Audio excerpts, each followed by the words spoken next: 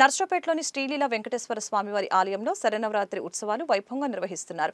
ఆలయంలో శ్రీ పద్మావతి అమ్మవారికి 9 రోజుల పాటు వివిధ ప్రత్యేక పూజలు నిర్వహించారు.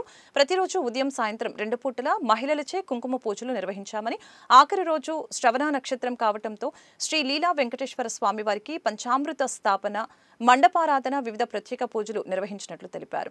కార్యక్రమాలన్నీ ఆలయ నిర్వాహకులు కేపీ రంగారావు భక్తుల సహకారంతో జరిగాయని తెలిపారు.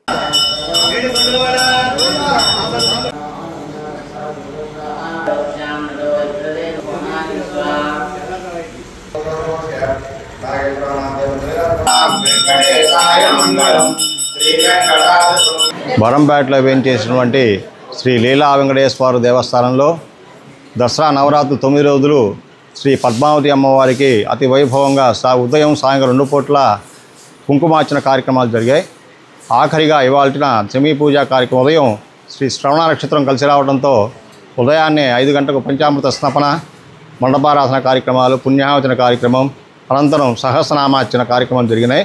ఈరోజు సాయంకాలం ఈ పండుగ సందర్భంగా సెమీ పూజా కార్యక్రమం మా పక్కన శ్రీఫల కళ్యాణోపంలో సాయంకాలం 6:30కు సెమీ పూజా కార్యక్రమం ఉంటుంది. భక్తులందరూ కూడా పాల్గొని ఈ కార్యక్రమంలో శివాన్ని సేవించి తీర్థప్రసాదం స్వీకరించవలసిందిగా ప్రార్థిస్తాం.